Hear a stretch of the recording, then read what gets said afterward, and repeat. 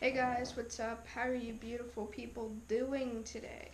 Okay, from the title of this video, yes, I like to teach about things, so I'm going to be starting a new channel that's going to be basically all about learning about disabilities and stuff like that. And today I want to start with my own, disability. It's not really a disability, but it's an impact in your life that you can't change, so mine is Tourette syndrome. And for most people out there who don't know what it is, I will be educating you on that today, so let's get right down to it. Tourette syndrome is a neurological disorder, which means it comes from something that's wrong in the brain. They haven't had a lot of research done onto it because it's really hard to get into that type of field of research, but they have found out that it could be located between 3 different parts of the brain, and the nerve cells aren't really communicating with each other. If you're old enough to be in a biology class, you might know what that is, so that would really help. This is characterized by something that's called a tic, which is actually an involuntary repetitive movement, or it can be a vocalization tic where you sneeze, sniffle, stuff like that. Around 200,000 Americans have the most severe type of symptom of Tourette's, which seems like a lot of people, but really isn't. 1 in every 100 people have Tourette's. A lot of them don't know it because their symptoms are so small, like sniffling. If you go a lot, you probably wouldn't notice it. Wouldn't think anything's wrong about it. You just do it, you think you're clearing your sinuses. And there's basically a lot of cases are like that. But for it to be classified as Tourette syndrome, you usually have to have 1 or 2 tics with a vocalization tic together for at least 1 year for doctors to diagnose you with it. And so if you go to the doctors and you have this and you have it for a while, they'll usually ask you how long you've had it, what type of things you're doing, do you notice it, do your parents notice it, how bad is it? Because on a scale, if it's interrupting your life, if you're reading or something and you just get lost all the time because you have tics and it's and then you lose your place, that's the type of thing that is bad about it. I have that. And so they'll prescribe you a medication because it helps suppress your tics and calm them down. Basically, it doesn't make them go away. Tourette's is not a curable thing, but it will make them calm down. And it basically just makes you feel better at times, get in a quiet, kind of calm area, get yourself calmed down, and it's the best thing you can really do for it. A lot of doctors also, they will usually recommend you go to a psychologist or a physician or something to see regularly, see if they can do things to make you have your tics less and less. I tried this, it did not really work for me, so it doesn't work for everybody. Okay, some common simple tics include eye blinking, eye movement, or facial grimacing. Now that would be eye blinking, that's like that, or closing your eyes really tight. Facial grimacing would be yeah. There's also a lot of shoulder jerking or shoulder movement where you can go like that. I go like this a lot. It's really weird, but it's what makes me feel the most comfortable doing it. It's noticeable in every sense of direction, but it helps me. Now, simple vocalization tics are what I said: coughing, sneezing, clearing your throat all the time. There are also more complex tics. Complex motor tics are it's difficult to understand sometimes.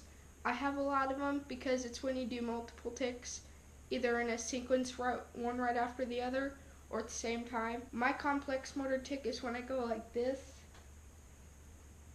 and I usually do it a lot. When I'm out in public, I don't know if it's being around a lot of people, but it makes me tic way more So I usually wear sunglasses in stores so people don't see my eyes when I tick.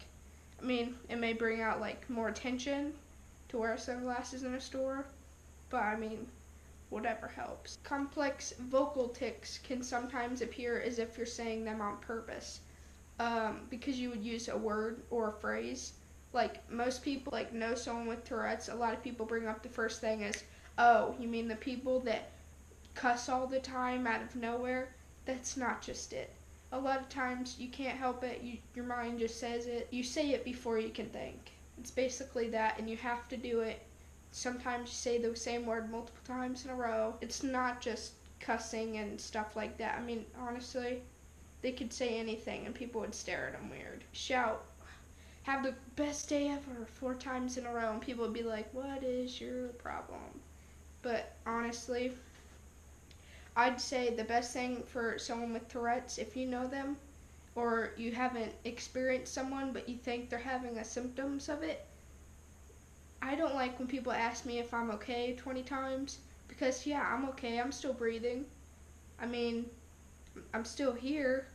I just have something wrong with me that I can't fix, necessarily. So it's like, don't ask me if I'm okay, because if you know I have it and you know what I'm doing, there's no point in asking if I'm okay. If you know someone has Tourette's and they don't know they have it, but they have really good, like, strong signs of it, sometimes you would want to ask them if they're okay and if they notice it. Because from me, I'm 15, and I started having it really bad when I was 8, and for 3 years I didn't even know what I was doing. They were like, "Stop doing that. What are you doing?"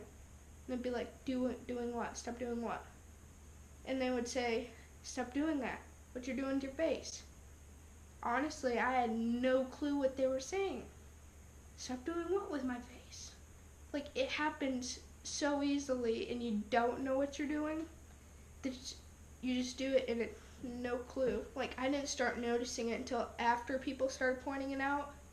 And I was like, what am I doing with my face?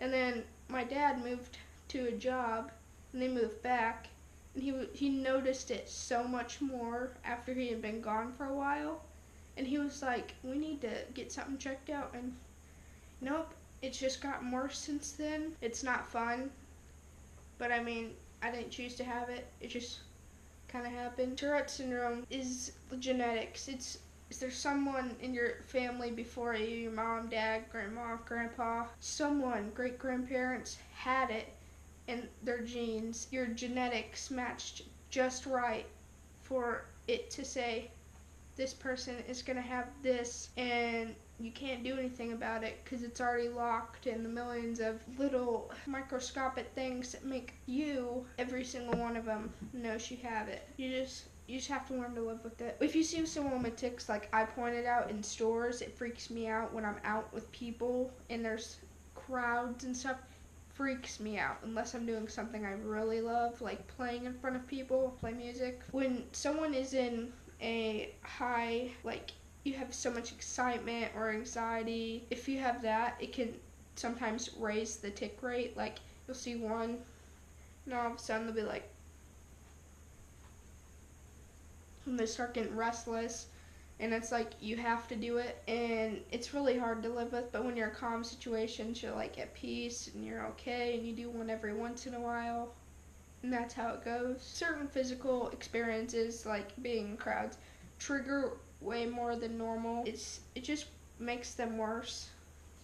I don't really know how to explain why it would. The doctors don't know how to explain it either. Only 10 to 15% of people with Tourette syndrome that have it really, really noticeable it will progress into their adulthood, which means you'll have it for the rest of your life. It may get minimal, but you'll still have it. Mine's getting so much worse that honestly, I don't know if it's ever gonna go away. You have to understand that it's something you're born with and something that could go away or it could be minimalized, but you'll never know until it happens. A lot of people with Tourette syndrome have like additional disorders because they kind of go with the same thing, like OCD, obsessive compulsive disorders, when you really, really have to. You have like intrusive thoughts and worries about things, and you have to do stuff repetitive, Otherwise, she thinks something's gonna happen. The only thing I've ever noticed me doing is when I turn my light switch off, I have to go my finger over it 5 times before I feel safe enough for it to be off. It's really weird. I do it every single night. I don't think there's been a night I haven't done it in the last 4 months, something like that. I mean, it freaks me out, but I mean, you live with it. You can also have ADHD, attention deficit hyperactivity disorder. That's because you can have problems with reading, writing, and learning, because with Tourette's, your mind can wander sometimes. Just sometimes your brain doesn't want to think and be with it, and you can get lost. I'm gonna wrap it up here in a second. Basically, Tourette's is real fast overview. It's tics that you can't control. They're involuntary. You can have vocalization tics or motor tics. Your doctors are the ones that should diagnose you. You should always visit them, neurologists. And usually after a year, they'll give you a full diagnosis of you have it. Most people self-diagnose themselves. It can't be cured. It can be helped with medications, physicians, and psychologists, but it can never go away, and it's something you're just born with, and you have to be willing to live with it. At times, it can get really, really hard. I know it from experience, but you get over the bumps. You learn to look on the brighter side and look at the future, and you look towards the things that make you happy. Every single day, you should find something that day that makes you really happy. Just look at it like it's the biggest thing that happened that day, and just forget everything else that was negative and go and think about it every day and get on. Well, anyway, I will be putting out videos every single Thursday. I know this might be going up on a Wednesday, but I'm going to try to do different videos on every Thursday, so I can make a video Wednesday and upload it Thursday, because like I said, I'm only 15. I've got school next week. Summer is over and it's stressful. School's good for you. Look on the brighter side. You one day will not have to go to school. I mean, you'll have to work, but hopefully you pick your dream job. Anyway, see you guys next week. If you like this video, please subscribe and comment down below for something you would like to learn, because I'm just going to be posting videos like this every single week. I'm really hoping I can get people who have experiences with someone or stuff like that to help me out with videos. Just like, subscribe, comment down below, and I'll see you guys next week in another video. Goodbye.